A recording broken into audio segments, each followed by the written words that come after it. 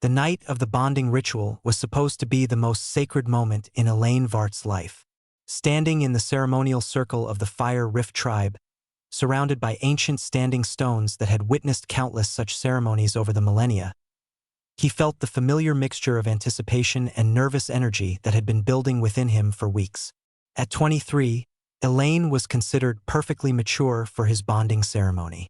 His slight frame and delicate features had always marked him as Omega even before his scent had fully developed, and his sensitivity to magical currents made him valuable to the tribe beyond his reproductive potential. The Fire Rift elders had often remarked that he possessed an unusual depth of empathy, an ability to sense the emotional undercurrents that flowed between pack members and helped maintain the complex social bonds that kept their community strong. But tonight, none of that mattered. Tonight was about destiny, about the mystical connection that the moon goddess had forged between him and his fated mate, Roar Flameheart, the alpha heir who would one day lead their tribe into a new era of prosperity and strength. Roar stood across the circle from him, magnificent in the moonlight that painted his powerful frame in silver and shadow. The alpha was everything their people valued: tall, broad-shouldered, with the kind of commanding presence that made others instinctively defer to his authority. His dark hair was pulled back in the traditional warrior's knot, and his muscular form was decorated with the ritual scars that marked him as a proven fighter and future leader. The fated bond between them had manifested gradually over the past year, growing stronger with each full moon until it became an almost physical pull that drew them together. Elaine had felt it as a warmth in his chest, a certainty that transcended rational thought, a deep knowing that this alpha was meant to be his partner for life. The ceremony began with the traditional invocations, calling upon the moon goddess to bless their union and guide their steps in the years ahead. The tribal shamans moved around the circle, burning sacred herbs that released fragrant smoke into the cool night air. Other pack members had gathered to witness what many considered the most important bonding in a generation: the union between their future leader and one of their most gifted Omegas. As the mystical energies built around the circle, Elaine felt the familiar tingling sensation that preceded the full manifestation of fated bonds. This was the moment he had been dreaming of since adolescence, when the golden thread of their destined connection would become visible to all, proving that the moon goddess herself had chosen them for each other. But when the bond began to shimmer into existence, stretching across the circle to connect him with his destined mate, Elaine saw something in Roar's eyes that made his heart freeze with sudden terror. Not joy, not anticipation, not even nervous excitement, but revulsion so pure and absolute that it struck him like a physical blow. No, Roar's voice carried clearly across the circle, his tone flat with rejection. I will not bind myself to this aberration. The words hit Elaine like arrows, each syllable more devastating than the last. Aberration. That's what Roar called their sacred bond, their destiny, everything Elaine had built his life around. But Roar, Elaine whispered, his voice barely audible over the shocked murmurs of the assembled crowd. We're fated mates. The goddess chose us for each other.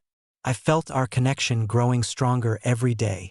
Then the goddess made an error in judgment, Roar replied with casual cruelty, striding across the circle with predatory confidence. I will not tie myself to a defective Omega whose heart is too soft and whose scent carries the stench of fear and inadequacy. The alpha's greater size and aggressive bearing made Elaine feel even more fragile by comparison, emphasizing the physical disparity between them. But it was the emotional cruelty in Roar's words that truly shattered something fundamental in Elaine's understanding of the world. Look at you, Roar continued, his voice pitched to carry to every member of the tribe. You tremble like a leaf in the wind at the mere thought of an alpha's touch. How could I possibly respect a mate who cowers from his own destiny? What strength could our offspring inherit from such weakness? Elaine tried to speak, to defend himself, to explain that his nervousness came from anticipation rather than fear. But the words wouldn't come. His throat constricted with the growing realization that his deepest dreams were becoming his worst nightmare. The golden thread of their fated bond pulsed between them, growing brighter and more substantial as it strained against Roar's rejection. According to ancient law, the bond could only be completed if both parties willingly accepted their connection. But Roar's contempt was making that acceptance impossible. "I reject this bond," Roar declared formally, his voice carrying the weight of absolute authority. "I reject this connection. I reject any claim this Omega might have on my life or future, and I cast him out from among those worthy of Alpha protection." With deliberate violence, Roar reached out and grasped the golden thread, his hands somehow able to touch what should have been intangible. The mystical connection writhed in his grip, pulsing with energy that made the very air around them crackle with supernatural force.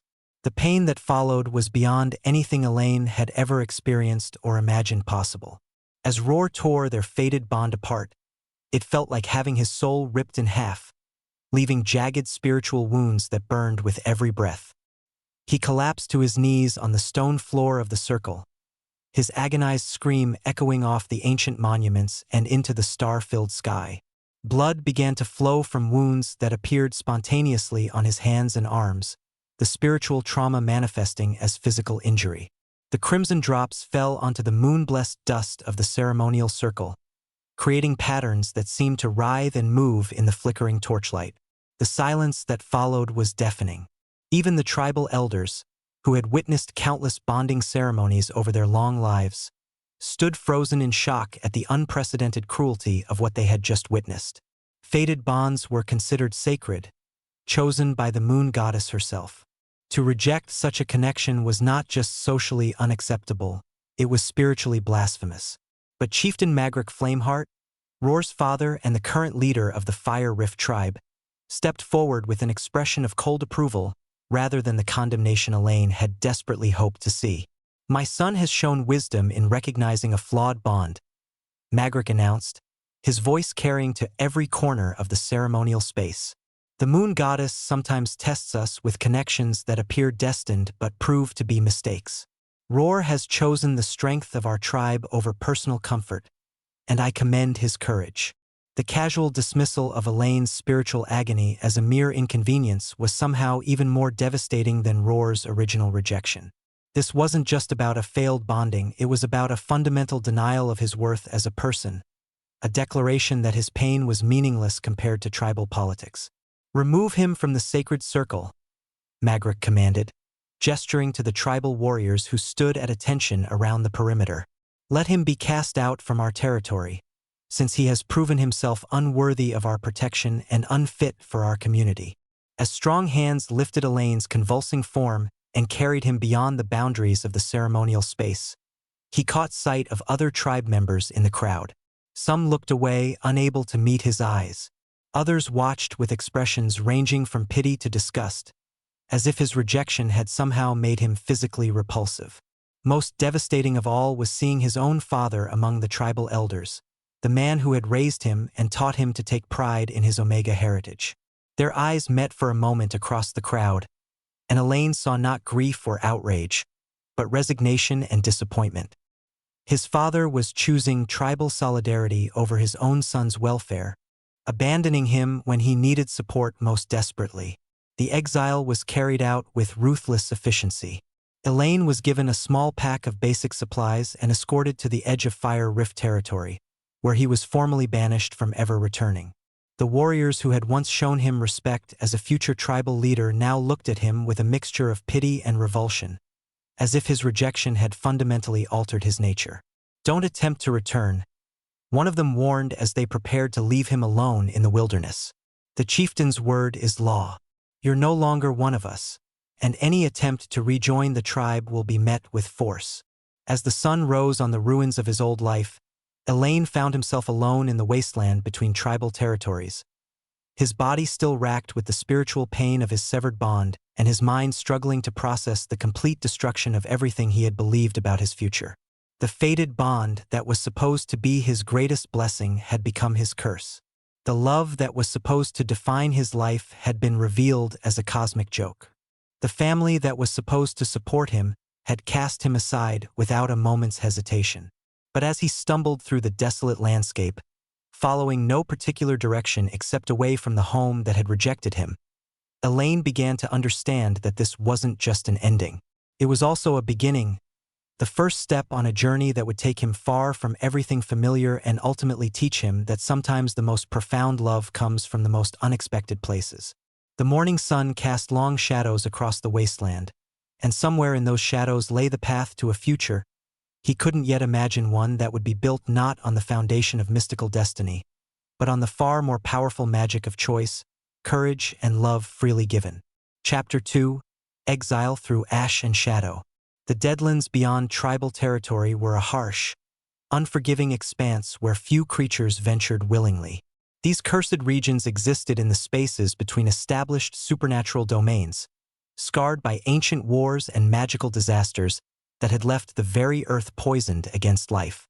It was here that Elaine found himself struggling to survive, his body still weak from the spiritual trauma of his severed bond and his mind fractured by the complete collapse of his identity. The physical pain of his rejection manifested in ways that went beyond the obvious wounds. His werewolf transformation abilities, which should have been as natural as breathing, became erratic and dangerous. Sometimes he would begin to shift involuntarily, his human consciousness dissolving into pure animal panic. Other times he would become trapped between forms, experiencing the agony of incomplete transformation for hours at a time. The instability made survival nearly impossible. His wolf form, which should have provided enhanced hunting abilities and protection from the harsh environment, was now more liability than asset. He could never predict when the transformation would occur, how long it would last, or whether he would retain enough human awareness to make rational decisions. Days blended into nights in a haze of hunger, thirst, and spiritual anguish. Elaine survived on whatever scraps he could forage: bitter roots, contaminated water, the occasional small animal that was too weak or diseased to escape his clumsy hunting attempts. His body grew thinner with each passing day, his strength fading as the combination of malnutrition and mystical trauma took its toll. But perhaps worse than the physical suffering was the psychological isolation. Werewolves were pack animals by nature, designed to thrive within social structures built around shared bonds and mutual support. The complete absence of that connection left Elaine feeling like a vital part of himself had been amputated, leaving him spiritually as well as physically incomplete. The nightmares were relentless. Sleep brought no relief from his trauma, only vivid replays of his rejection and endless variations on themes of abandonment and unworthiness. He would dream of returning to the tribe only to be rejected again, or of finding acceptance elsewhere only to have it ripped away when his fundamental flaws were discovered. It was during his 4th week in the Deadlands that Elaine's deteriorating condition attracted the attention of creatures who specialized in preying on the vulnerable. The slave traders who operated in the lawless regions between civilized territories were human, but their methods and clientele extended throughout the supernatural community. Elaine was attempting to drink from a poisoned stream when he heard the sound of approaching vehicles, armored transports that could navigate the treacherous terrain of the Deadlands. His weakened senses picked up the scent of predators, but these weren't the familiar musk of werewolves or the cold mineral scent of vampires. These were something more dangerous: humans who had made their living capturing and selling supernatural beings to the highest bidder. "There's our target," one of them said, pointing toward where Elaine crouched by the contaminated water. "Omega werewolf, exactly as described by our intelligence network. Probably worth decent money to the right buyer, even in his current condition." Elaine tried to run, but his weakened state and unstable transformation abilities made escape impossible. The trader's equipment was specifically designed to capture supernatural beings. Nets that prevented shapeshifting, tranquilizer darts calibrated for werewolf physiology, restraints that would hold even alpha-level strength. Within minutes, he found himself bound and caged in the back of one of their vehicles, consciousness fading as drugs designed to keep supernatural captives docile flooded his system. The last thing he remembered before losing awareness was the traders discussing his potential value to various types of buyers, some looking for laborers, others for entertainment, a few for purposes that Elaine's drugged mind couldn't process but instinctively feared. The slave markets of the Deadlands were everything that civilized supernatural society pretended didn't exist. Here, beings who had fallen through the cracks of their respective communities were bought and sold like livestock, their individual stories and personalities reduced to simple categories that determined their commercial value. Elaine found himself in a cage barely large enough for his human form, surrounded by other captives who represented the full spectrum of supernatural society's outcasts. Vampires who had been exiled from their covens, fae who had lost their connection to the mystical realms, demons who had been banished from their infernal hierarchies, even a few werewolves like himself who had been abandoned by their packs. The conditions were appalling. Minimal food and water, no medical care despite obvious injuries and illnesses, and the constant threat of violence from both guards and other prisoners. But perhaps most dehumanizing was the way the captives were treated as objects rather than people, their complex histories and personalities reduced to commercial descriptors. Werewolf Omega, spiritually damaged, possible breeding stock or household servant, the auctioneer announced when Elaine's turn came. Note the instability in his supernatural abilities may require specialized handling. Bidding starts at 200. The words struck him like physical blows, reducing everything he had ever been to a few clinical observations. He was no longer Elaine Vart, member of an ancient and respected family, gifted with empathic abilities and dreams for the future. He was just merchandise, valued only for the biological functions he could perform or the labor he could provide. The auction hall was filled with buyers whose interests ranged from the merely exploitative to the genuinely sinister.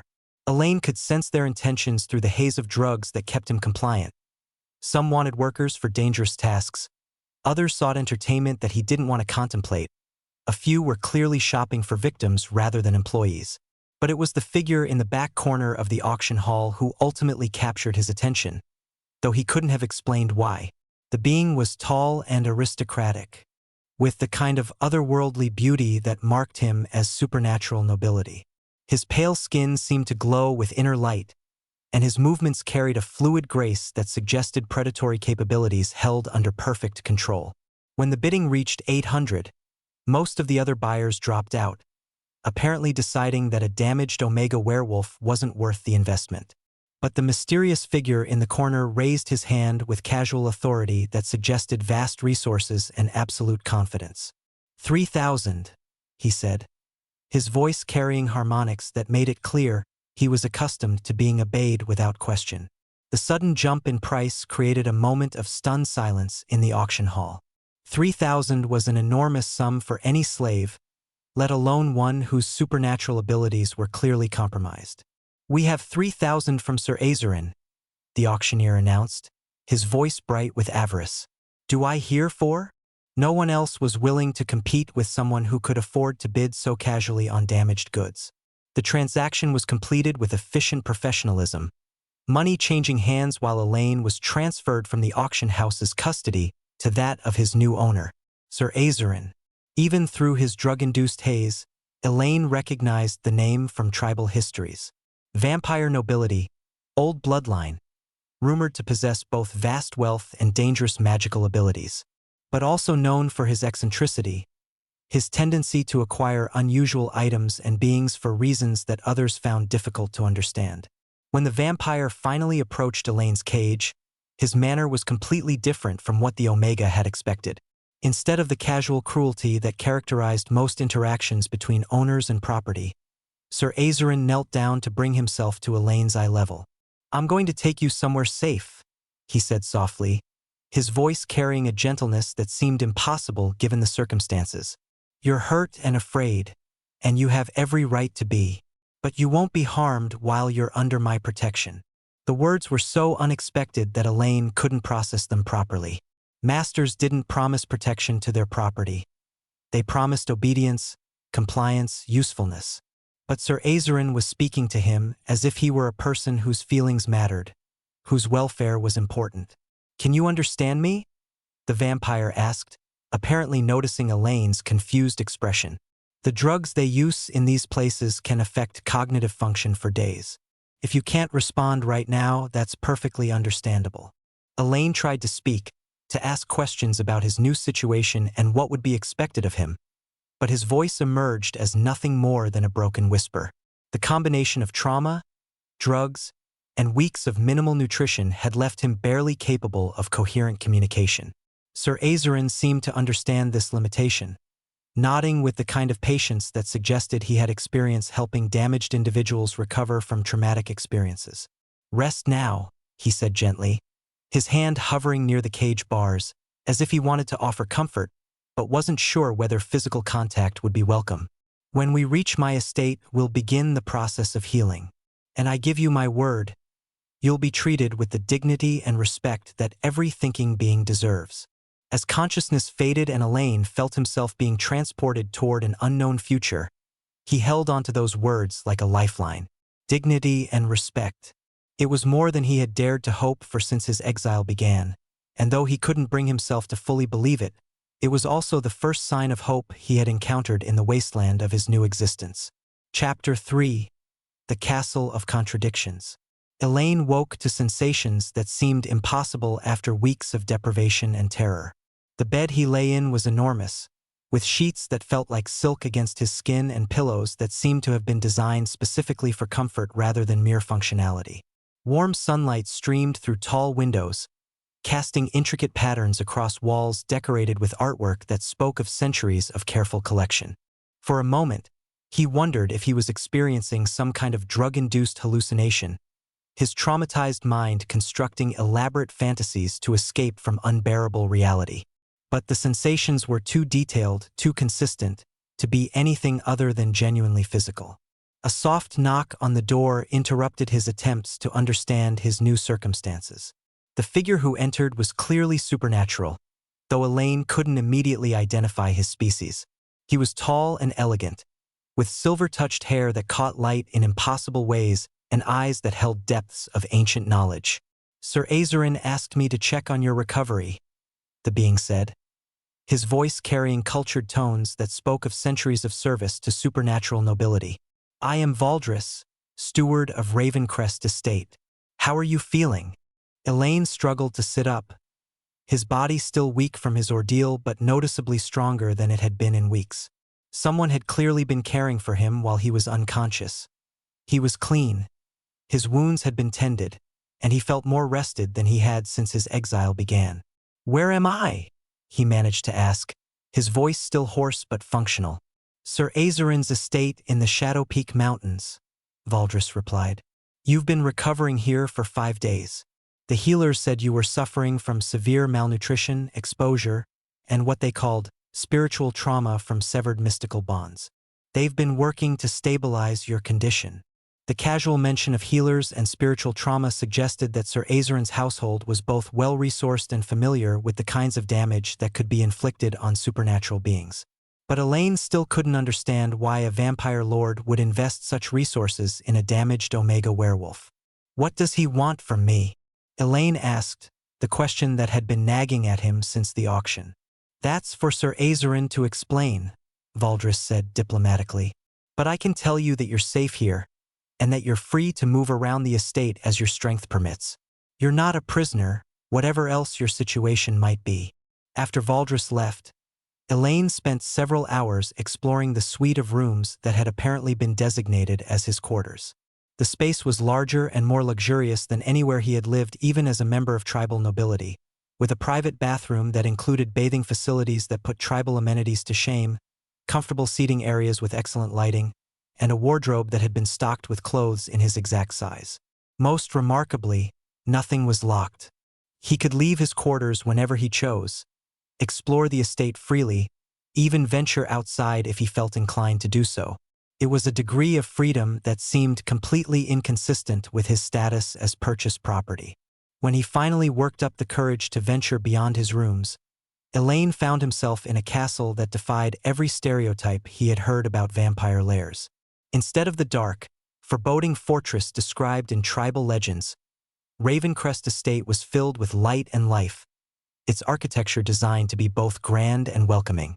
The castle's other residents were as diverse as any community Elaine had ever encountered. There were vampires of various ages and social ranks, but also beings from other supernatural species, fae, demons, even a few werewolves who had apparently found employment or sanctuary in Sir Azarin's service. What struck him most was how normal they all seemed, going about their daily activities with the kind of routine contentment that characterized any well-functioning household. "You must be the new arrival," a voice said behind him as he stood in one of the castle's libraries, trying to understand what he was seeing. I'm Marcus, one of the household's archivists. I've been here about 12 years, ever since Sir Azarin offered me a position after my own coven decided my research interests were too unconventional. Marcus was clearly a vampire, though young enough to retain much of his human appearance. His manner was friendly rather than predatory, and he seemed genuinely interested in welcoming Elaine to the community. Position? Elaine asked, confused by the terminology. Employment, Marcus clarified with a slight smile. Everyone here contributes to the estate's operations in some capacity. I help maintain the magical archives and assist with research projects. Others work in the gardens, the workshops, the kitchens. Sir Azarin believes in community cooperation rather than rigid hierarchy. The concept was so foreign to Elaine's experience that he struggled to process it. But I'm property. I was purchased at auction. Were you?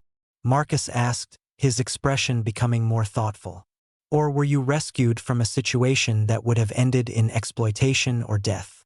Sir Azarin has a reputation for acquiring individuals who are in desperate circumstances, but what he does with them afterward is usually quite different from what the original transactions might suggest. Before Elaine could ask for clarification, another voice joined the conversation from the library's entrance.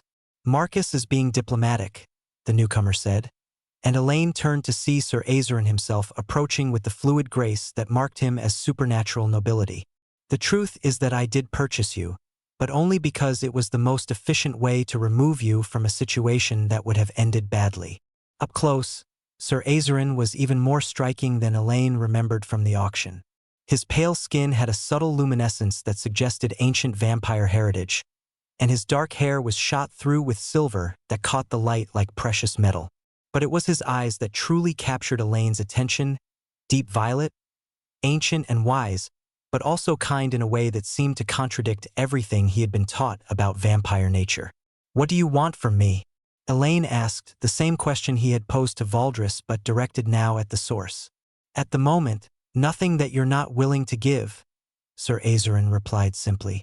You're recovering from severe trauma, both physical and spiritual.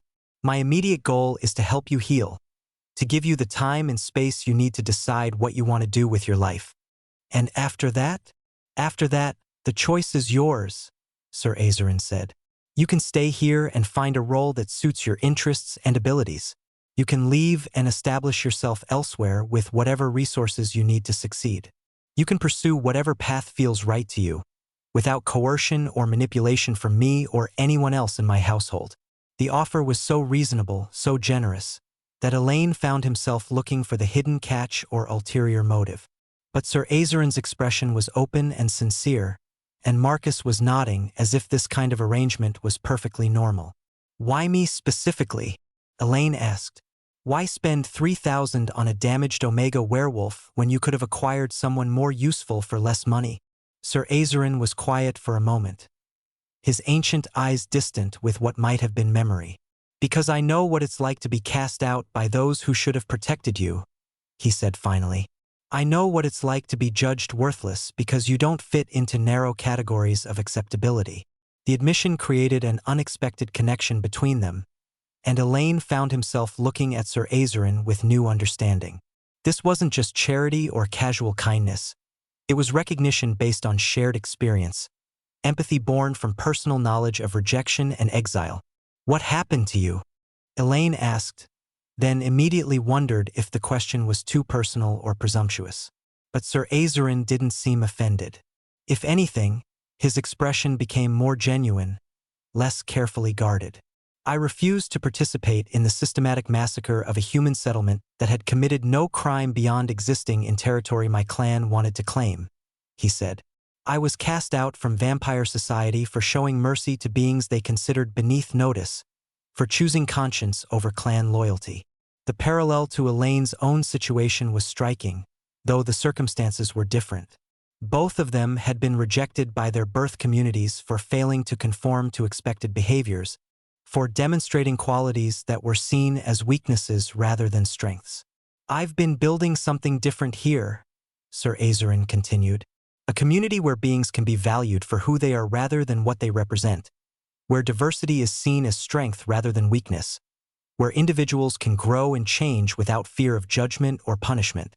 As if to illustrate his point, a small figure appeared in the library doorway, a child who couldn't have been more than 10 years old, with features that suggested mixed heritage and eyes that seemed far too knowing for someone so young. Azerin, the child said, apparently unaware of or unconcerned about the formal titles that most beings used when addressing vampire lords. Valdris says dinner will be ready soon, and he wants to know if our guest will be joining us. That depends on whether our guest feels ready for company, Sir Azerin replied, his manner with the child warm and parental rather than authoritative. Elaine, this is Selim. He's been part of our household for about 3 years. The child studied Elaine with the kind of direct curiosity that only children could manage. Are you going to stay with us? He asked. Azerin says you might if you want to. I don't know yet, Elaine replied honestly. I'm still trying to understand what this place is, what kind of community you've built here. It's home, Selim said with simple certainty. We take care of each other, and nobody gets cast out just for being different. Want to see my collection? I have books about dragons and phoenixes. The innocent invitation, offered without agenda beyond friendship, was somehow more persuasive than any elaborate argument could have been. This was a place where a child felt safe enough to invite strangers to share his treasures, where the most powerful resident was addressed by his first name, where community was built on affection rather than fear. I'd like that very much, Elaine said, and felt the first genuine smile he had experienced since his exile beginning to form on his face. As Selim led him away to share his collection of mythical creature lore, Elaine caught Sir Azerin watching them with an expression of quiet satisfaction. This was what the vampire lord had been trying to show him, not through arguments or explanations, but through simple demonstration of what was possible when beings chose to create family based on love rather than obligation. For the first time since his rejection, Elaine began to believe that maybe his story wasn't over after all. Maybe this was just the beginning of something that could be better than anything he had lost. Chapter 4: The Slow Awakening of Trust. The weeks that followed established a routine unlike anything Elaine had experienced in his previous life. He woke each morning in his comfortable quarters, joined the household for breakfast in a dining hall that hummed with conversation and companionship, then spent his days exploring the estate and learning about the various projects that kept its residents occupied. Sir Azerin, who had asked to be called simply Azerin during their third conversation, proved to be exactly what he had claimed and more. He never issued commands or demanded obedience, instead offering suggestions and invitations that Elaine was free to accept or decline. When Elaine showed interest in the estate's extensive library, Azerin arranged for him to work with Marcus on preservation and cataloging projects. When he expressed curiosity about the herb gardens, Valdris introduced him to the botanical specialists who maintained the estate's impressive collection of medicinal plants. Most importantly, Azerin never pressured him for explanations about his past or expectations about his future. He seemed content to let Elaine heal at his own pace, offering support and friendship without demanding anything in return. But it was during their evening conversations that Elaine began to understand the depth of Azerin's character and the reasons behind his exile from vampire society. They would sit together in Azerin's private study, a fire crackling in the hearth, while they discussed everything from philosophical questions about the nature of justice to practical observations about estate management and community building. I was raised to believe that vampire superiority was a simple fact of nature, Azerin said one evening, his voice distant with memory. That our greater strength and longevity gave us the right to treat other beings as resources to be exploited rather than individuals worthy of respect. The massacre I refused to participate in was just one of many such incidents. Humans who had the misfortune of occupying territory we wanted, who were deemed expendable because they couldn't defend themselves against supernatural predators. What changed your mind? Elaine asked, genuinely curious about the transformation that had led to Azerin's exile. I spent time among the humans, Azerin replied, not as a predator hunting prey, but as someone trying to understand them as individuals. I saw their capacity for love, creativity, sacrifice for others' welfare. I realized that intelligence and emotion weren't limited by species or supernatural abilities, and that destroying them to benefit my clan was fundamentally wrong. The admission revealed depths of character that Elaine hadn't expected from a vampire lord, even one who had been cast out for his merciful tendencies. But it also explained the compassion that had led Azerin to rescue him from the auction house, the patience with which he was approaching Elaine's healing, the community he had built from other outcasts and refugees. "Do you regret it?" Elaine asked. "Choosing conscience over clan loyalty?" "I regret the loneliness," Azerin said honestly. "I regret losing connection with my birth family, losing my place in the social structures that had defined my identity for centuries. But I don't regret saving those lives, and I don't regret building something here that operates on principles I can actually defend." It was during these conversations that Elaine began to realize his feelings for Azerin were evolving beyond simple gratitude and respect. The vampire lord was beautiful in the way that supernatural nobility often were, but it was his kindness and integrity that truly made him compelling. When he spoke about his principles, his eyes would light up with conviction that transformed his aristocratic features into something almost radiant. When he listened to Elaine's own thoughts and experiences, he gave his complete attention as if nothing else in the world mattered. These developing feelings were both thrilling and terrifying. Elaine had been rejected once by someone he had believed was his destined mate, and the trauma of that experience made him wary of opening his heart again. What if his attraction to Azerin was just gratitude confused with romantic feelings? What if he was simply transferring his need for acceptance onto the first person who had shown him genuine kindness? Worse, what if Azerin's interest in him was purely charitable, the way a compassionate person might feel protective toward an injured animal? The vampire lord had made it clear that Elaine was free to leave whenever he chose, that there were no expectations or obligations attached to his residence at the estate. But he had never suggested that their relationship might develop into something deeper than friendship. These anxieties were complicating Elaine's daily life when an unexpected crisis forced him to confront both his feelings and his own hidden strengths. It began with Selim's terrified cries echoing through the castle in the middle of the night, sounds of distress that brought everyone running to investigate. They found the child in his room, thrashing in his bed as if fighting invisible attackers, his young face contorted with pain and terror. But there were no physical injuries, no signs of intrusion or violence. Whatever was happening to Selim was occurring on a level that went beyond normal perception. "Nightmare curse," Marcus said grimly, his extensive knowledge of supernatural afflictions making him the first to recognize the symptoms. "Someone has targeted him with dream magic designed to trap the victim in escalating cycles of fear and helplessness." Azerin's expression darkened with protective fury.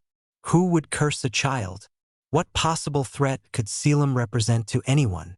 "It's not about Selim specifically," Valdris said, his ancient wisdom allowing him to see patterns that others missed. "It's about sending a message to you. Someone wants to demonstrate that they can reach into your household and hurt those you care about." The implications were staggering. The estate's magical defenses were extensive and sophisticated, designed to prevent exactly this kind of attack. For someone to breach them and target a child suggested enemies with significant resources and detailed knowledge of the household's vulnerabilities. "Can the curse be broken?" Elaine asked, his heart breaking as he watched Selim suffer. "Dream magic is notoriously difficult to counter," Marcus replied. "It requires someone with the ability to enter the victim's subconscious, to confront whatever nightmare scenario has been constructed, and to provide enough psychological anchor to break the cycle." "I'll do it," Azerin said immediately, but Marcus shook his head. "Vampire consciousness doesn't operate the same way as mortal awareness," he explained. "Your mental processes are too different from Selim's for successful dreamwalking. We need someone whose psychological patterns are closer to his own." It was then that Elaine understood what was being asked of him. Selim was young, vulnerable, dependent on this household for his security and sense of belonging. The parallels to Elaine's own situation were clear, and those parallels might be the key to successful intervention. "I'll do it," Elaine said, his voice steadier than he felt. "I know what it's like to be afraid and alone, to feel like you don't belong anywhere. Maybe that understanding can help me reach him." The process of entering another person's dreams was dangerous and complex, requiring magical techniques that Elaine had never attempted before. But the estate specialists were experienced with such procedures, and they guided him through the preparation with careful attention to safety protocols.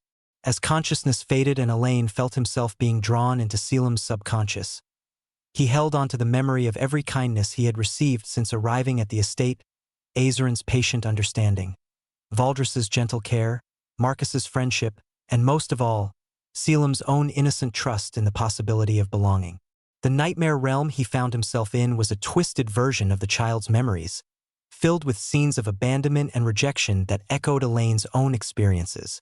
But instead of facing these horrors alone, Selim now had someone who understood his fear, who could stand beside him and prove that the darkness was not as powerful as it seemed. "You're not alone," Elaine told the dream version of Selim, his voice carrying all the conviction of someone who had found his own way out of despair. "And you're not helpless. We're going to fight this together, and we're going to win because we have something the nightmare doesn't understand. We have people who love us." The battle that followed was conducted with weapons of hope and determination rather than violence, proving to both the dreamer and the nightmare that belonging was stronger than abandonment, that chosen family could overcome any trauma, that love was indeed more powerful than fear. When Elaine finally woke from the dream-walking, he found himself surrounded by anxious faces and gentle hands helping him sit up. But it was Selim's bright smile and tearful gratitude that told him the intervention had been successful. "Thank you," the child said, his voice still hoarse from his ordeal but clear and strong. "You saved me. You brought me home. We saved each other," Elaine replied, realizing that the experience had changed him as much as it had helped Selim. For the first time since his exile, he had been able to use his own pain as a source of strength rather than weakness, to help someone else rather than simply surviving his own trauma. It was Azarin who helped him to his feet, the vampire lord's hands warm and steady as he supported Elaine's weight. But it was the expression in Azarin's eyes that truly took his breath away. Not just gratitude or admiration, but something deeper and more personal. "You were magnificent," Azarin said softly, his voice carrying emotions that went far beyond simple appreciation. "Your courage, your compassion, your willingness to risk yourself for someone you care about. It was extraordinary to witness." The praise sent warmth flooding through Elaine's chest, but it was the underlying implication that made his heart skip a beat. Azarin wasn't just commenting on his actions. He was seeing him, really seeing him, as someone worthy of love and respect. "I couldn't have done it without knowing I had somewhere safe to return to," Elaine replied, meeting Azarin's gaze directly. "Without knowing that there were people here who cared about both of us, who would do whatever it took to bring us home." The moments stretched between them, charged with unspoken possibilities and the growing recognition that their relationship was evolving into something neither of them had expected but both were beginning to hope for. As the household gradually returned to normal after the crisis, Elaine found himself no longer questioning whether his feelings for Azarin were real or simply confused gratitude. The connection between them was genuine, built on shared experiences and mutual respect, deepened by the gradual revelation of each other's true character. But with that recognition came new questions about the future. What kind of relationship was possible between a vampire lord and an exiled Omega werewolf? How could they navigate the vast differences in their power, their social status, their very species? And most importantly, did Azarin's growing affection for him represent the possibility of genuine love? Or was Elaine simply projecting his own hopes onto kindness that was meant to remain platonic? Only time would reveal the answers, but for the first time since his rejection, Elaine felt brave enough to hope that love might be possible for him after all. Not the mystical compulsion of fated bonds, but something far more precious and powerful. Love that was chosen freely, given willingly, and returned with equal passion. Chapter 5. The Heart Learns to Trust. The days following the Nightmare Curse incident brought subtle but significant changes to the dynamic between Elaine and Azarin. Where their interactions had previously been marked by careful courtesy and gradually developing friendship, now there was an undercurrent of something deeper, looks that lingered a moment longer than necessary, conversations that seemed to carry multiple layers of meaning, casual touches that sent warmth spreading through both their bodies. Elaine found himself paying attention to details about Azerin that had nothing to do with their growing friendship. The way the vampire lord's eyes would soften when he was discussing something that genuinely moved him. The elegant precision of his movements, as if he was always conscious of his supernatural strength and determined never to use it carelessly. The rare, brilliant smile that transformed his aristocratic features into something almost breathtakingly beautiful. Most importantly, he began to notice the way Azerin looked at him, not with the casual kindness he showed to all the estate's residents, but with something more personal and intimate. When Elaine was working in the library, he would sometimes catch Azerin watching him with an expression of quiet wonder, as if he couldn't quite believe that someone like Elaine was real. When they walked together through the estate's gardens, Azerin would unconsciously adjust his pace to match Elaine's, creating a natural harmony that spoke of deep compatibility. But it was during their evening conversations that the growing attraction between them became most obvious. They would sit together in Azerin's private study, the fire casting dancing shadows on the walls, while they discussed everything from philosophical questions about the nature of loyalty to personal reflections on their respective journeys through exile and recovery. "I've been thinking about what you said," Elaine said one evening, "about choosing conscience over clan loyalty, about building something new rather than just surviving rejection." "Oh!" Azerin's attention focused on him with the kind of intensity that always made Elaine feel like he was the most important person in the world.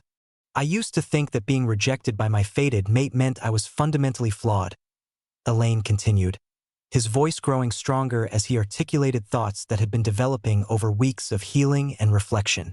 "That there was something wrong with me that even divine intervention couldn't overcome. And now I think maybe the fated bond system itself is flawed," Elaine said, the words coming out in a rush as if he was afraid he might lose his courage if he paused. "Maybe the idea that werewolves can only find happiness with their mystically determined mates is just another form of control. Another way of limiting our choices and keeping us trapped in patterns that don't actually serve our best interests." Azerin's expression grew thoughtful, and Elaine could see him processing the implications of what was being suggested. "That's a remarkably revolutionary perspective," he said finally. "Most werewolves would consider it heretical to question the sacred nature of fated bonds." "Most werewolves haven't experienced what I have," Elaine replied. "They haven't had the chance to discover what it feels like to be valued for who they are rather than what mystical forces decree they should be. They haven't learned that love based on choice and compatibility can be stronger than love based on supernatural compulsion." The words hung in the air between them, carrying implications that neither of them could ignore. Elaine was essentially saying that what he felt for Azerin, the attraction, the deep emotional connection, the growing certainty that they belonged together, was more real and more valuable than the fated bond that had been destroyed by Roar's rejection. "Elaine," Azerin said softly, his voice carrying caution mixed with what might have been hope. "Are you saying what I think you're saying?" Instead of answering directly, Elaine stood up from his chair and moved to stand in front of Azerin, his heart pounding with the audacity of what he was about to do. "I'm saying that I've found something here that I never had with my fated mate.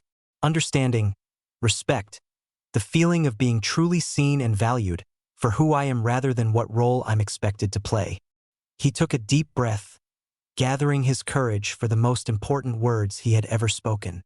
"I'm saying that I love you, Azerin, not because fate decreed it, not because I'm grateful for your kindness, but because you're extraordinary and I can't imagine my life without you in it."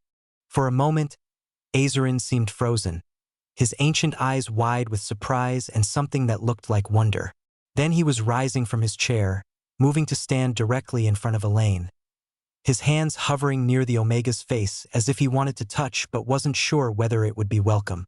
"I love you too," he said, his voice barely above a whisper. "I have since the moment I saw you in that auction house. Broken and afraid but still somehow magnificent.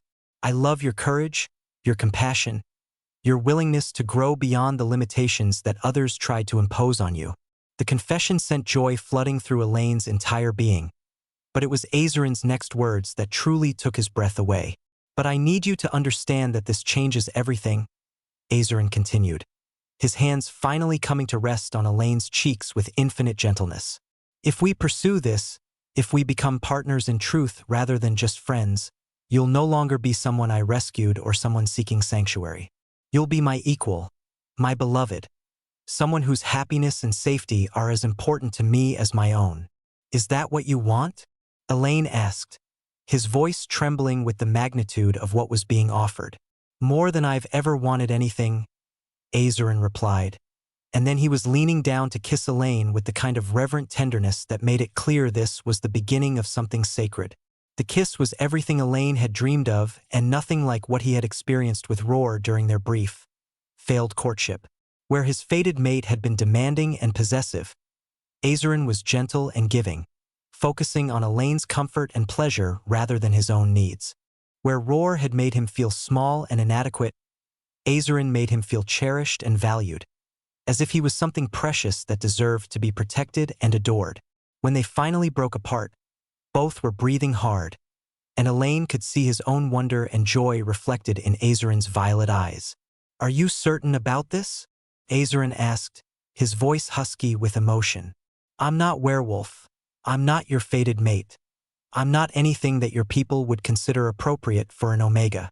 Are you sure you're ready for the complications that a relationship with me would bring?" "I've never been more certain of anything in my life," Elaine replied without hesitation. "I don't want appropriate or traditional or what my people would approve of. I want you exactly as you are, for as long as you'll have me." What followed was the most beautiful courtship Elaine could have imagined, built on the foundation of genuine friendship they had already established but elevated by the recognition of their mutual love. Azarin pursued him with the patient intensity of someone who had learned that the best things in life were worth waiting for, creating moments of romance and intimacy that were perfectly tailored to Elaine's needs and desires. There were private dinners in the estate's most beautiful locations, where they could talk for hours without interruption. There were long walks through the gardens, where Azarin would point out rare plants and explain their magical properties, while Elaine shared stories from his childhood and his dreams for the future. There were quiet evenings spent reading together, simply enjoying each other's presence while pursuing their individual interests. But perhaps most importantly, there were conversations about their hopes and fears, their past traumas and their healing journeys, the complex process of learning to trust again after being hurt by those who should have protected them. "I'm afraid sometimes," Elaine admitted one evening as they sat together on a balcony overlooking the estate's main courtyard. "Afraid that this is too good to be true, that I'll wake up one day and discover it was all a delusion brought on by trauma." "I have the same fear," Azarin replied, reaching over to take Elaine's hand in his own. "I'm afraid that you'll realize you deserve someone better than an exiled vampire lord with a questionable past and enemies who won't hesitate to target those I care about. Then we'll have to keep proving to each other that this is real," Elaine said, intertwining their fingers and marveling at how perfectly they fit together. "Every day, in every way we can, we'll choose each other and build something strong enough to survive whatever challenges we face." Their physical relationship developed with the same careful consideration that characterized every other aspect of their courtship. Azarin never pushed for more intimacy than Elaine was ready to offer, never used his superior strength or supernatural nature to pressure for compliance with his desires. Instead, he let Elaine set the pace, responding to his advances with enthusiasm while always checking to make sure his partner was comfortable and eager for each new development. When they finally came together completely, it was in the context of absolute trust and mutual desire, a joining that was as much spiritual as physical. Azarin made love to him with the kind of reverent attention that made Elaine feel worshipped rather than merely desired, focusing on his pleasure and emotional needs in ways that transformed the act from simple physical gratification into something transcendent. "I love you," Azarin whispered afterward as they lay entwined in the soft light of dawn filtering through the bedroom windows. "Thank you for trusting me with your heart, for letting me love you the way you deserve to be loved. Thank you for seeing my worth when I couldn't see it myself," Elaine replied, the words carrying all the weight of his journey from broken exile to beloved partner. "Thank you for showing me what love can be when it's based on choice rather than compulsion." As they drifted off to sleep in each other's arms, Elaine reflected on how completely his life had changed. 6 months ago, He had been a rejected Omega with no future and no hope, dying slowly in the deadlands between tribal territories. Now he was loved, valued, and building a partnership with someone who treated him as an equal rather than a possession. But their happiness was about to be tested by an unexpected arrival, and Elaine would soon discover that love, no matter how strong, sometimes required the courage to extend its protection to those who needed it most. Chapter 6. The Child of Flame and Shadow. It was during one of Elaine's morning walks through the estate's extensive gardens that he first heard the crying. The sound was faint, almost lost in the whisper of wind through the ancient trees that bordered the property. But his enhanced werewolf hearing picked up the distress in those small, desperate sobs. Following the sound deeper into the wooded section of the estate, Elaine found himself at the edge of a small clearing where a child sat huddled against the base of a massive oak tree. The boy couldn't have been more than 6 years old, with dark hair that was matted with dirt and clothes that were little more than rags. But it was his eyes that caught Elaine's attention. They glowed with an inner fire that seemed to shift between gold and deep red. And there was something about his scent that suggested he was far more than merely human. As Elaine watched, small flames began to dance around the child's fingertips, responding to his emotional state with the kind of instinctive magic that marked him as something extraordinary. The flames were beautiful but clearly uncontrolled, flickering between warm golden light and dangerous crimson heat as the boy's fear and exhaustion overwhelmed his ability to maintain focus. "Hello?" Elaine said softly, approaching slowly with his hands visible and empty. "Are you hurt?" The child looked up with the kind of wariness that came from experiencing too much cruelty at too young an age. When he spoke, his voice carried an otherworldly quality that seemed to resonate on frequencies beyond normal hearing. "Please don't hurt me," the boy whispered, pressing himself further against the tree trunk. "I didn't mean to trespass. I was just so tired, and your gardens felt safe." "I'm not going to hurt you," Elaine assured him, kneeling down to bring himself to the child's eye level. "My name is Elaine. What's yours?" The boy hesitated for a long moment, clearly torn between desperate hope and learned caution. "Ember," he said finally. "I don't have a family name anymore. They said I couldn't keep it after what I am became obvious." The words were heartbreakingly familiar to Elaine, who had heard similar stories from other residents of Azarin's estate. Another child cast out by those who should have protected him, abandoned for the crime of being different. "What are you?" Elaine asked gently, though he was already beginning to suspect the answer. "Dragonborn," Ember said, his voice carrying shame and fear. "My father was human, but my mother was a dragon who took human form. When my abilities started manifesting, the human community decided I was too dangerous to keep around. Dragonborn children were incredibly rare, and usually powerful beyond their ability to control. Most were taken in by dragon communities when their heritage became apparent, but some fell through the cracks, abandoned by their human families, but unable to find their way to their draconic relatives. "How long have you been on your own?" Elaine asked, his heart breaking for the child's obvious suffering. 2 months, Ember replied. "Maybe longer. I've been trying to find other dragons, but I don't know how.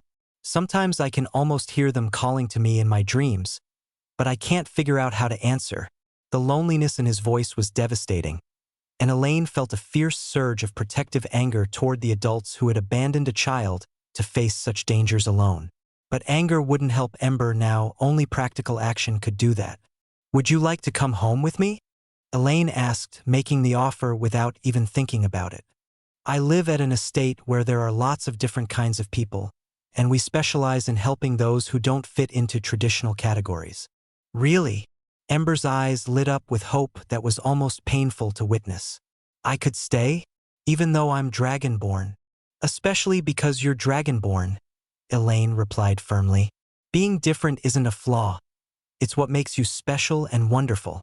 The journey back to the main estate gave Elaine time to think about what he was doing.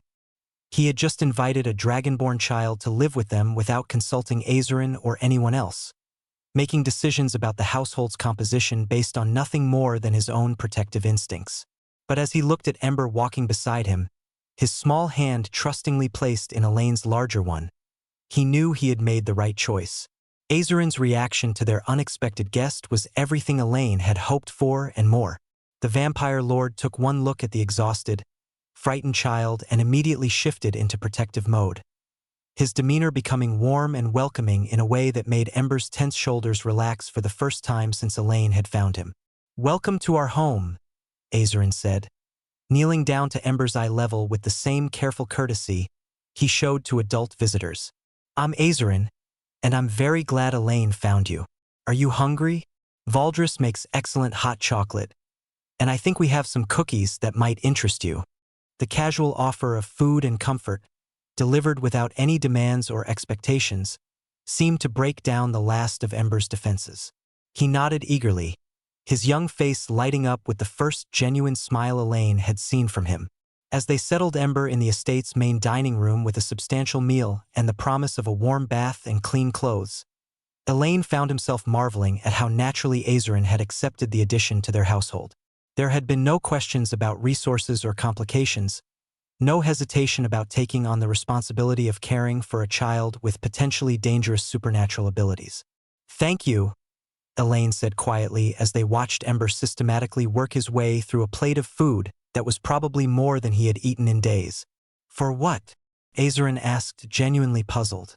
"For not questioning my decision to bring him home," Elaine replied. "For accepting him without hesitation, for making him feel welcome and safe."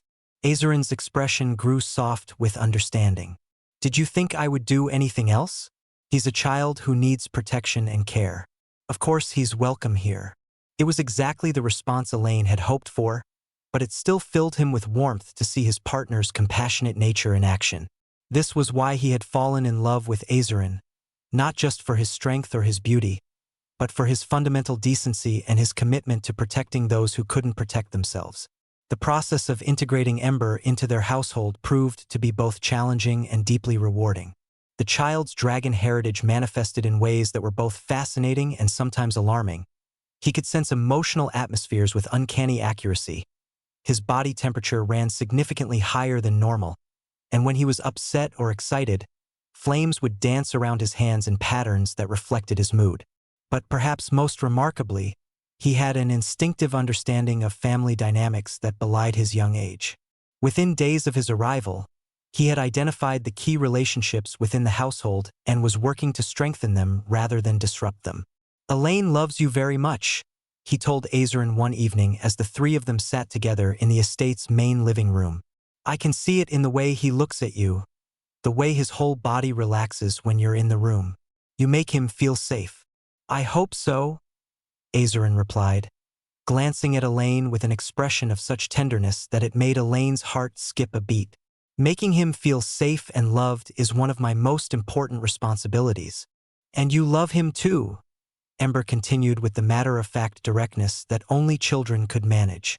"Different from how you care about the rest of us, but just as real. Dragonborn can sense these things, you know.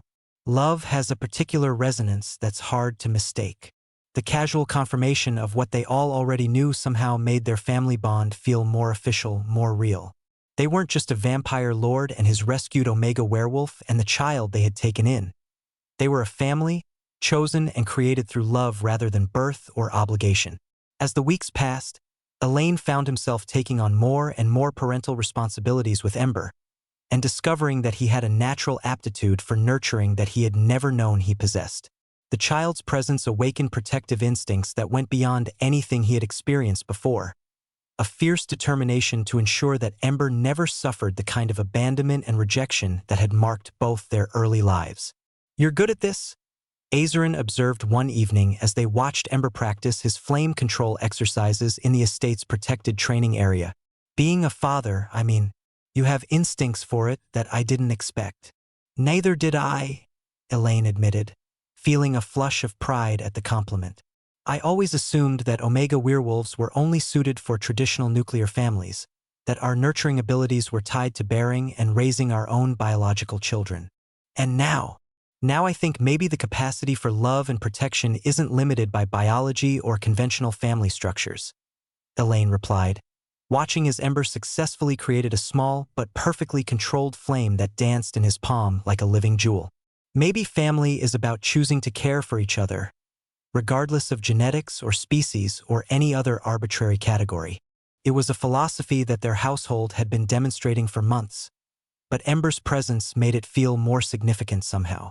They were proving that love could transcend every boundary that traditional society tried to impose: species, social class, blood relationships, even the supposed sacred nature of fated bonds. But their happiness was about to be tested by forces that viewed their unconventional family as a threat to the established order. The storm that was coming would challenge everything they had built together, and prove whether their chosen bonds were strong enough to survive the opposition of those who couldn't understand or accept what they represented.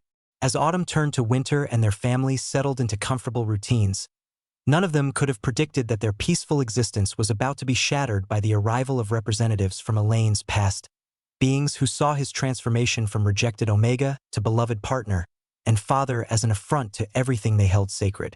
The battle for their right to exist as a family was about to begin, and it would test every bond they had formed, every lesson they had learned about the true nature of love and loyalty. Chapter 7. The Storm Gathers. The first sign of trouble came not as an attack, but as whispers carried on the wind by Azarin's network of informants. Reports filtered in from across the supernatural territories. The Fire Rift tribe was mobilizing for war, calling in favors from allied clans and gathering forces for what their shamans were calling a cleansing expedition to restore honor to their bloodline. Elaine stood in Azarin's study, reading the intelligence reports with growing dread as the scope of the threat became clear. This wasn't just about tribal politics or wounded pride. It was a coordinated effort by multiple werewolf factions to eliminate what they saw as a fundamental challenge to their entire social order. "They're calling me an abomination," Elaine said, his voice steady despite the emotional impact of seeing his own people's hatred laid out in stark detail. "A corrupted Omega who has abandoned his natural role to consort with vampires and corrupt innocent children with unnatural family structures." Azarin moved to stand beside him, his presence warm and reassuring despite the gravity of their situation. "What they're really saying is that they're afraid," he observed. "Afraid that other werewolves will see what you've accomplished here and start questioning whether their traditional system actually serves their people's best interests." The intelligence reports painted a disturbing picture of propaganda and fear-mongering spreading through werewolf territories. Elaine's story had been twisted into a cautionary tale about the dangers of rejecting divine will, with tribal leaders using his supposed corruption as justification for stricter enforcement of traditional bonding practices. But most troubling of all was the role that Roar was playing in the developing crisis. The Alpha who had once rejected Elaine as worthless was now leading the charge to reclaim him, positioning himself as a wronged mate seeking to restore his stolen property to its proper place. "He's not doing this out of love or genuine regret," Elaine said, studying reports of Roar's speeches to the assembled tribal forces. "He's doing it because my happiness without him makes him look weak. Because admitting that I found something better than what he offered would require acknowledging that he made a mistake." "What does he want specifically?" Azarin asked, though his tone suggested he already suspected the answer. "Me back under tribal authority, you dead or driven away, and Ember handed over to be properly dealt with by werewolf law," Elaine replied, his protective instincts flaring at the threat to their child. "They're claiming that dragonborn children raised outside their birth species become dangerous to supernatural society." The implications were staggering, but they also clarified the stakes of the conflict they were facing. This wasn't just about personal relationships or individual choices. It was about the fundamental question of whether beings had the right to create their own definitions of family and love, or whether they would be forced to conform to categories imposed by traditional authorities. "How long do we have?" Azarin asked, his mind already shifting to tactical considerations. "Maybe 2 weeks," Elaine replied, studying the movement patterns described in the reports. "Long enough for them to coordinate their forces and develop strategies for dealing with your supernatural defenses, but not much longer." The news of the approaching threat spread quickly through the estate's community, creating an atmosphere of tension and uncertainty that affected everyone. But instead of panic or recrimination, the response was one of determination and solidarity. The beings who had found sanctuary at Ravencrest Estate weren't about to let their chosen family be destroyed without a fight. "We stand with you," Marcus declared during an emergency household meeting, his words carrying the weight of unanimous agreement. All of us. This place gave us hope when we had none, acceptance when we were rejected, family when we were alone. We won't let them take that away. Similar declarations came from every resident, from the newest arrivals to the beings who had been part of Azeron's community for decades. But perhaps most moving was Selim's contribution to the discussion. They want to hurt Elaine and Ember because they're different, the young boy said with the clear logic of childhood. But being different is what makes our family special. If we let them win, what happens to all the other different people who need somewhere safe to go? The question highlighted the broader implications of their struggle. Ravencrest Estate had become more than just a household. It was a symbol of possibility, proof that alternative forms of family and community could not only survive but thrive. If they fell to traditional forces, the message would be clear. Conformity was the only path to safety. But the approaching conflict also forced Elaine to confront uncomfortable truths about his own past and the choices that had led him to this point. As much as he had found happiness and love in his new life, he couldn't ignore the fact that his presence was putting everyone he cared about in danger. "Maybe I should go," he said to Azerin one evening as they sat together in their private chambers, Ember sleeping peacefully between them. "Face them alone. Try to negotiate some kind of resolution that doesn't require a war." "Absolutely not," Azerin replied immediately, his arms tightening protectively around both Elaine and their sleeping child. "I won't let you sacrifice yourself to appease people who have already proven they don't value your life or happiness. But if staying means putting you and Ember and everyone else at risk, then we face that risk together," Azerin interrupted firmly. "As a family, that's what families do. They protect each other, support each other, stand together against threats that would tear them apart." The conviction in his voice was absolute, and Elaine felt a surge of love and gratitude for this man who had chosen to bind his fate to that of an exiled Omega and abandoned child. But love alone wouldn't be enough to protect them from the forces that were gathering against them. The estate's defenses were formidable, designed by Azerin over centuries of exile to withstand attacks from supernatural enemies. Magical barriers that could repel conventional weapons, early warning systems that could detect approaching threats from miles away, hidden passages and safe rooms that could protect non-combatants during an assault. But the intelligence reports suggested that the Werewolf Coalition had come prepared for exactly these kinds of defenses. They had brought specialists who understood vampire magic, weapons designed specifically to breach supernatural barriers, and most dangerously, shamans who could counter magical protections through ritual workings blessed by tribal gods. "We can't win through defensive measures alone," Azerin admitted during a strategy session with the estate's most experienced fighters. "Our best hope is to make the cost of attacking us so high that they'll be forced to reconsider their objectives. Or we could try to divide their coalition," suggested Marcus, his scholarly approach to problems proving valuable even in military planning. "These are multiple tribes working together, each with their own agendas and leadership. If we can create doubt about the righteousness of their cause, or convince some factions that the benefits don't justify the risks." It was a sound strategy, but it would require them to survive the initial assault long enough to implement psychological warfare. And survival was far from guaranteed against the forces that were arrayed against them. As the days passed and the approaching threat grew more imminent, Elaine found himself torn between fear for his family's safety and a growing sense of anger at the injustices that had led to this confrontation.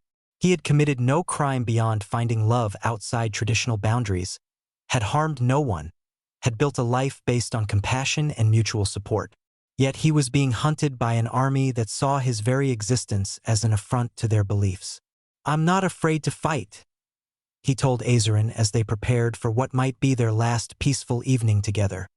"But I'm terrified of losing you, of losing Ember, of seeing this place destroyed because of choices I made.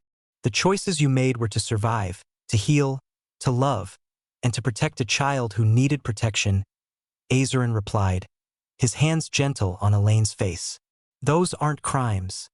They're the most fundamental expressions of what it means to be truly alive. If others can't see that, if they choose violence over understanding, then the fault is theirs, not yours." as they held each other close, listening to Ember's peaceful breathing and trying to memorize every detail of their happiness. Both men knew that the morning would bring challenges that would test everything they had built together. But they also knew that whatever came, they would face it as they had faced every other trial together, as partners, as fathers, as a family that had chosen love over fear and would continue to make that choice no matter what forces arrayed themselves against them. The storm was coming, but their love had weathered rejection, exile, and the weight of social disapproval. If it could survive those trials, perhaps it could survive whatever the dawn would bring. Chapter 8. The Battle for Love's Right to Exist.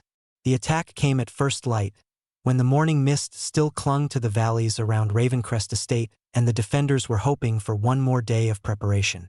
Elaine woke to the sound of alarm bells echoing across the mountainside, followed immediately by Ember's frightened cries as the child's dragonborn abilities responded to the approaching danger with uncontrolled bursts of flame. Through the windows of their chamber, Elaine could see the scope of the forces arrayed against them. The werewolf coalition had brought what looked like a small army, hundreds of warriors in both human and wolf form, shamans whose ritual circles were already beginning to glow with power designed to breach magical defenses, and siege engines that had been blessed by tribal gods to overcome supernatural resistance. At the head of the assembled force, mounted on a magnificent warhorse and wearing armor that marked him as a war chief, was Roar Flameheart. The alpha who had once been Elaine's fated mate cut an imposing figure in the morning light, every inch the powerful leader he had been destined to become. But there was something in his bearing that spoke of desperation rather than confidence, as if he knew that this battle was about more than just reclaiming property. "How many?"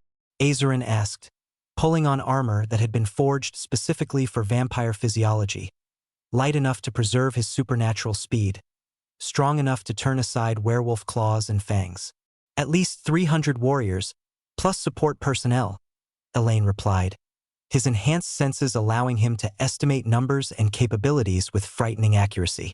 Multiple tribes working in coordination, shamans from every major territorial group, weapons designed specifically for siege warfare against fortified supernatural positions. The estate's defenders were vastly outnumbered, but they had advantages that purely numerical calculations couldn't capture. Azarin's centuries of experience with supernatural warfare, the diverse abilities of the household's residents, and most importantly, the fact that they were fighting to protect their home and family rather than to impose their will on others. "Ember needs to be in the safe room," Elaine said, gathering their sleeping child into his arms.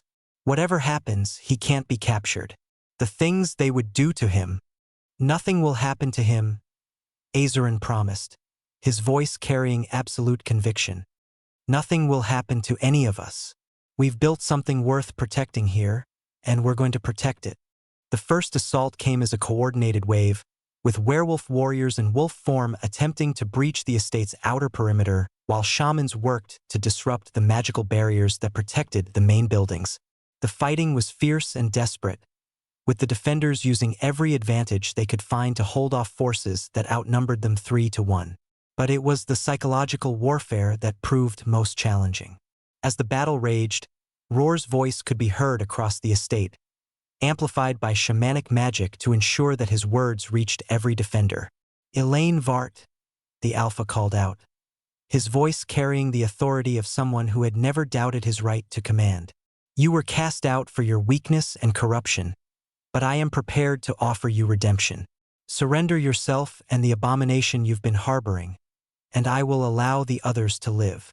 The casual reference to Ember as an abomination sent rage flooding through Elaine's consciousness, but it was the assumption that he would abandon his family to save himself that truly ignited his fury.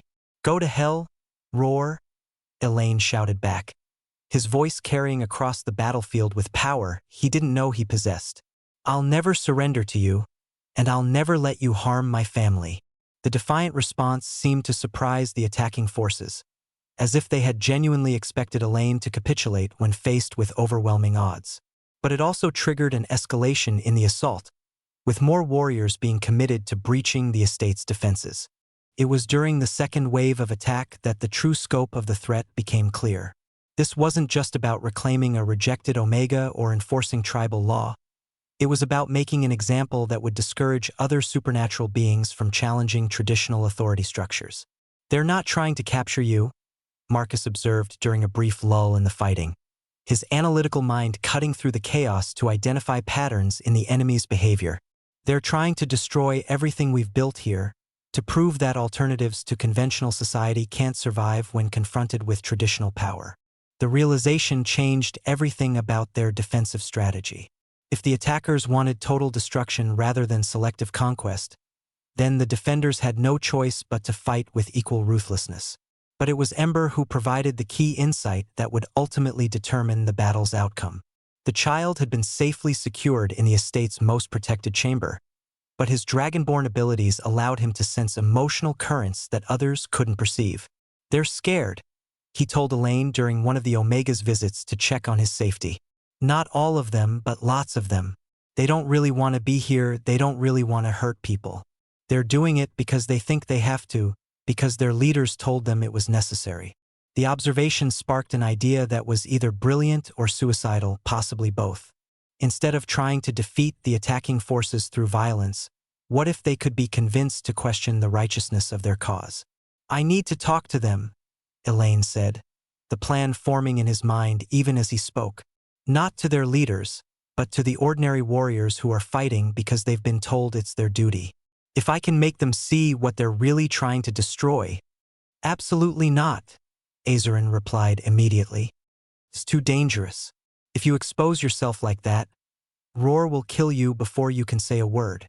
"Not if I have protection," Elaine said, his gaze moving to Ember with sudden understanding. Dragonborn children are considered sacred by most werewolf tribes. Even Roar wouldn't risk harming one directly.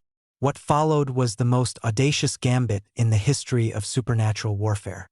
Instead of continuing to fight from defensive positions, Elaine and Ember walked out of the estate's protective barriers and into the midst of the attacking forces, protected only by the child's sacred status and the power of truth.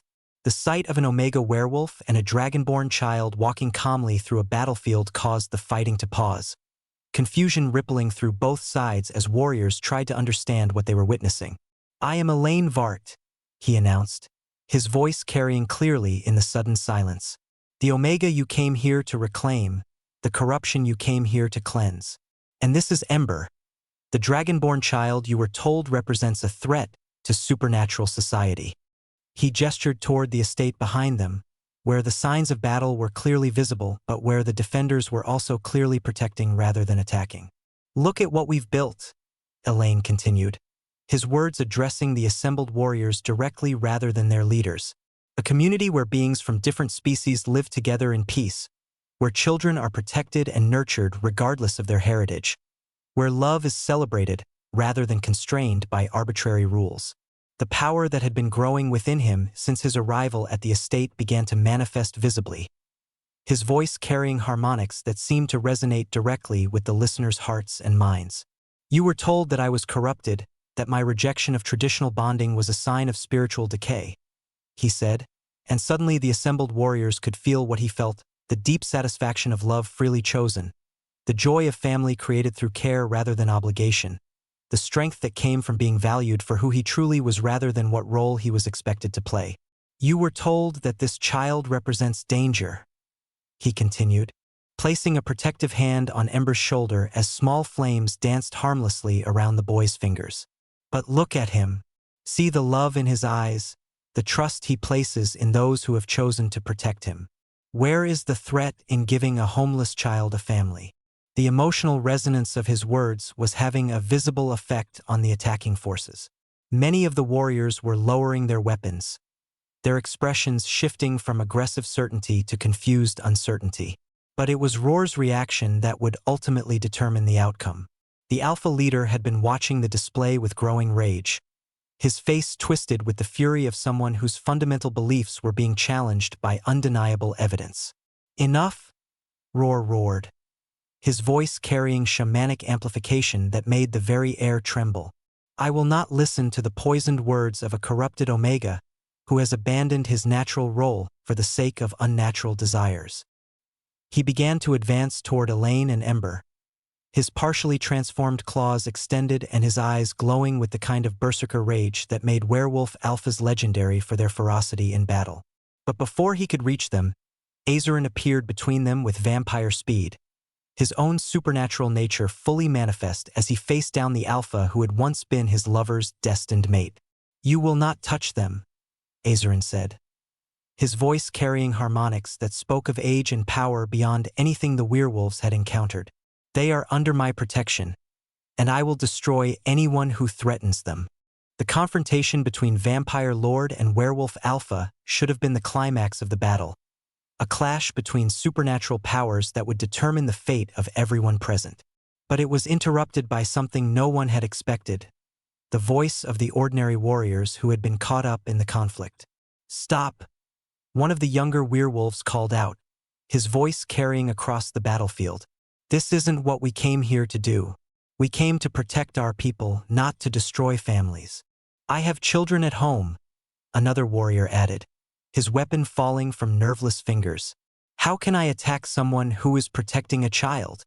One by one, the attacking forces began to question their participation in the assault. The emotional truth of what Elaine had shared was too powerful to ignore, too genuine to dismiss as deception or corruption. But it was Roar who delivered the final blow to his own cause, his rage and wounded pride overriding any tactical sense he might have possessed. "You are all weak," he snarled at his own forces, his contempt for anyone who didn't share his absolute certainty becoming clear, corrupted by the same poison that destroyed this Omega's loyalty to his own kind. "If you won't complete this mission, I will do it myself." The declaration was a fatal mistake, revealing that this had never been about protecting werewolf society or enforcing divine will. It had always been about Roar's personal inability to accept that his rejected mate had found happiness without him. The realization spread through the assembled forces like wildfire, and within minutes the coalition that had seemed so formidable began to fracture. Warriors began laying down their weapons. Shamans stopped their magical workings. Tribal leaders started to question whether they had been manipulated into supporting a cause that had nothing to do with their people's welfare. But Roar wasn't finished. With a roar of pure fury, he launched himself at Elaine, his alpha strength and berserker rage making him a deadly threat even to supernatural opponents. The attack never landed. Ember stepped forward, his young face set with determination beyond his years, and dragon fire blazed around him with an intensity that spoke of power inherited from ancient bloodlines. "You won't hurt my family," the child said, his voice carrying harmonics that made it clear he was far more than a helpless victim. "They saved me. They love me. They gave me everything I never thought I could have. I won't let you take that away." The sight of a 6-year-old child willing to face down a fully grown alpha warrior in defense of his chosen family was more persuasive than any argument could have been. It crystallized everything that the conflict was really about: the right of beings to choose their own definitions of love and family, versus the insistence that happiness could only be found within traditional boundaries. The silence that followed was profound, charged with the recognition that they had all witnessed something unprecedented. A community built on love rather than law, family created through choice rather than biology, strength that came from protection rather than domination. It was Elder Thane, one of the most respected tribal leaders, who finally spoke into that silence. "We came here believing we were fighting corruption," he said, his voice heavy with the weight of difficult realizations. "But I see no corruption here. I see love, protection, sacrifice for others' welfare. I see the kind of strength that our people have always claimed to value." He turned to address Roar directly, his authority as an elder giving weight to his words. "You told us that this Omega had abandoned his duty to his people," Thane continued.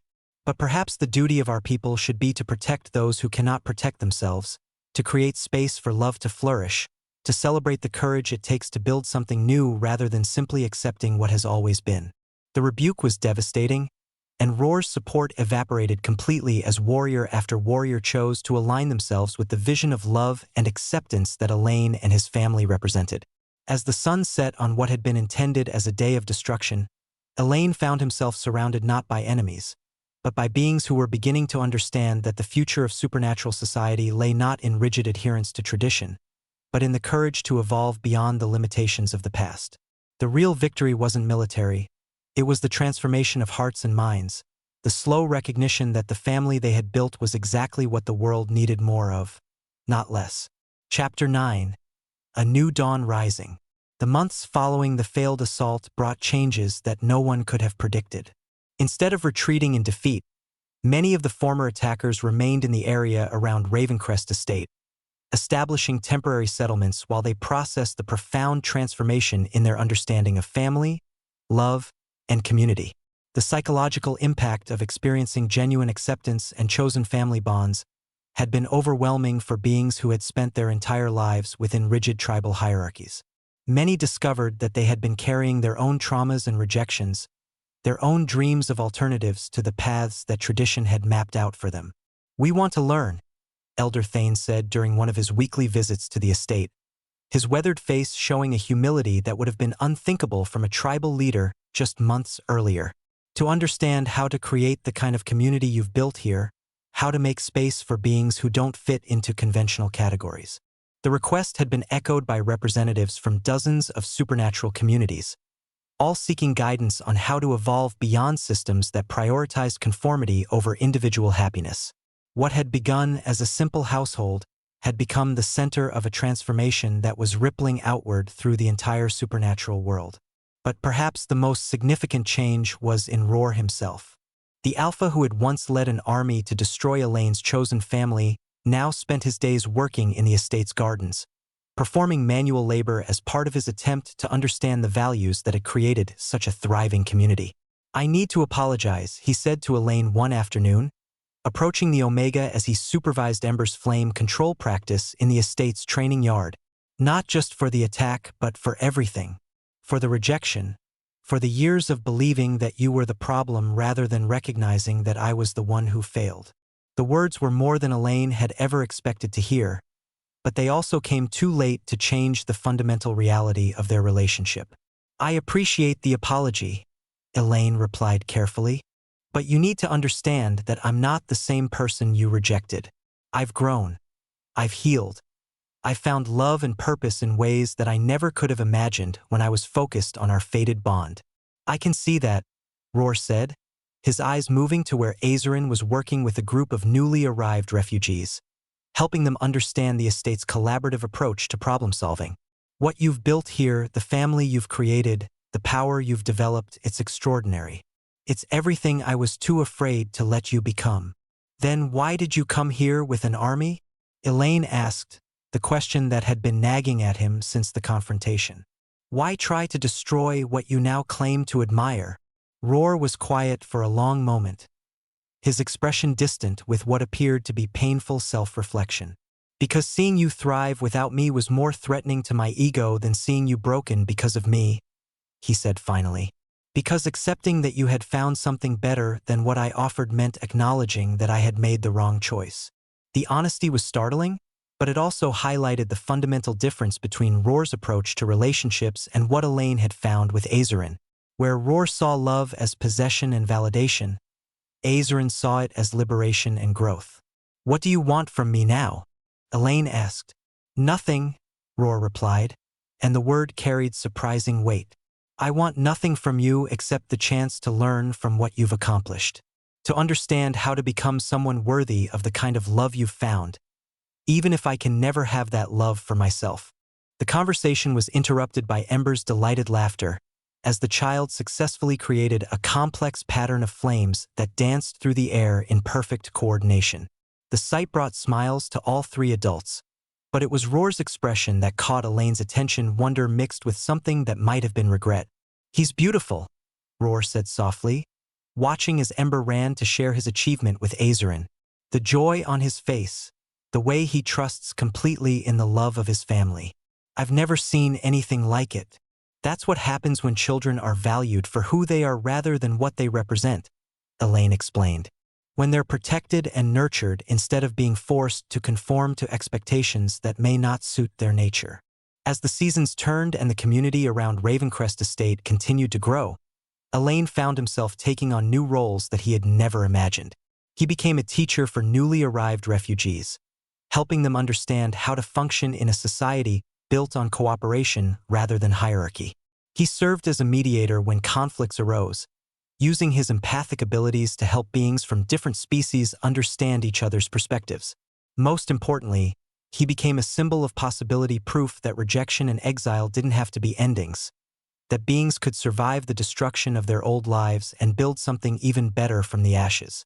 You've become exactly what the supernatural world needs, Azerin observed one evening as they sat together on their favorite balcony, watching Ember play with children from a dozen different species in the gardens below.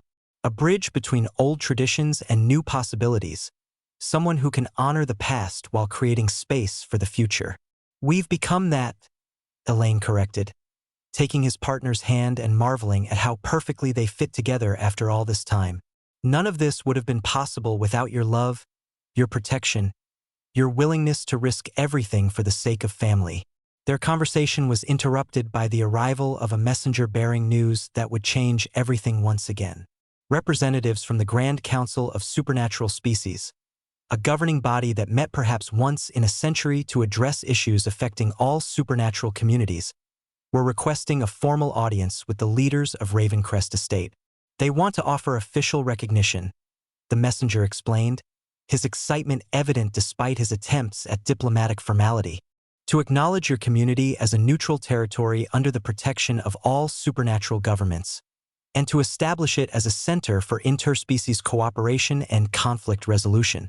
The implications were staggering. What had begun as a personal love story between an exiled Omega and a vampire lord had evolved into something that could reshape the fundamental structure of supernatural civilization. There's more, the messenger continued. The council has also voted to establish the Order of Chosen Bonds, a new organization dedicated to supporting beings who seek alternatives to traditional relationship structures. They want you to serve as its founding leaders. As Elaine processed the magnitude of what was being offered, he felt a surge of emotion that was difficult to categorize: pride, amazement, and a deep satisfaction that their personal journey had become something that could help others find their own paths to happiness. We accept, Azerin said, speaking for all of them, both the recognition and the responsibility that comes with it. The formal ceremony took place on the anniversary of Elaine's arrival at the estate, with representatives from every major supernatural community gathering to witness the transformation of a refugee household into an officially recognized center of diplomacy and innovation. But for Elaine, the most meaningful moment came when Ember stepped forward to address the assembled dignitaries, his young voice carrying the wisdom of someone who had been saved by love and wanted to ensure that others could find the same salvation. 2 years ago, I was alone and afraid, the child said, his dragonborn abilities creating gentle flames that danced around him like living jewels. I thought there was no place in the world for someone like me. But Elaine and Azerin showed me that family isn't about being the same. It's about choosing to love each other exactly as we are. He paused, looking out over the crowd of beings who represented every species and social category in the supernatural world. Now we're all here together, learning that different doesn't mean dangerous, that change doesn't mean loss, that love is big enough to include everyone who needs it, Ember continued. That's what this place taught me, and that's what we want to teach the world. The applause that followed was thunderous, but it was the tears in many of the delegates' eyes that truly showed the impact of his words. They had come expecting to witness a political ceremony, but instead they had experienced something far more profound, a vision of what supernatural society could become if it had the courage to evolve beyond the limitations of tradition. As the celebration continued late into the night, Elaine and Azerin found themselves alone on their balcony once again, watching the lights of the expanded community twinkling in the darkness below. Any regrets? Azerin asked, the question that had become their traditional way of checking in with each other about their life choices. Only that we can't go back and tell our younger selves that everything was going to work out even better than we dared to hope, Elaine replied, leaning into his partner's warmth as he watched Ember playing with the other children in the moonlit gardens. What do you think comes next? Azerin asked. More of the same, Elaine said with deep satisfaction. More refugees finding homes, more communities learning to embrace diversity, more children growing up in families that choose to love them rather than simply accepting obligation to care for them. He paused, considering the future that stretched out before them, full of challenges but also full of possibilities. And more love stories, he added finally. More beings discovering that the heart doesn't recognize the boundaries that society tries to impose, that love really can transcend every limitation that fear tries to create. As they sat together under the stars, surrounded by the sounds of a community that existed because they had chosen to love each other despite every obstacle that had been placed in their path, Elaine reflected on the journey that had brought them to this moment. It had begun with what seemed like an ending, the destruction of everything he had believed about his future, the rejection that had left him broken and alone in the wilderness. But like all the best love stories, it had actually been a beginning, the foundation for a life that was richer, more meaningful, and more joyful than anything he could have imagined when he was still trying to fit into the narrow categories that others had created for him. Their love had survived rejection, exile, political opposition, and the weight of cosmic responsibility. It had grown from personal healing into community transformation, from individual happiness into a model for how the entire supernatural world could evolve. And at the heart of it all was the simple, revolutionary truth that they had discovered together, that love freely chosen was more powerful than any bond imposed by fate, that family created through choice was stronger than any relationship defined by biology or tradition, and that the courage to be vulnerable in the service of love was the most transformative force in any universe. As they prepared for another night together, another day of building their community, another year of proving that different kinds of love could not only survive but transform the world, Elaine knew that their greatest adventures were still ahead of them. After all, changing the world was never the work of a single dramatic moment. It was the accumulation of countless smaller choices, each one building on the last, each one bringing them closer to the future they were working to create. Their love story had become something larger than themselves, a testament to the power of choice, the strength of acceptance, and the endless possibilities that opened up when beings were brave enough to love beyond the boundaries that others tried to impose. Under the skin, beneath all the scars and fears and ancient prejudices, there was only light, the light of love freely given, freely received, and freely shared with anyone brave enough to reach for it. And in that light, anything was possible.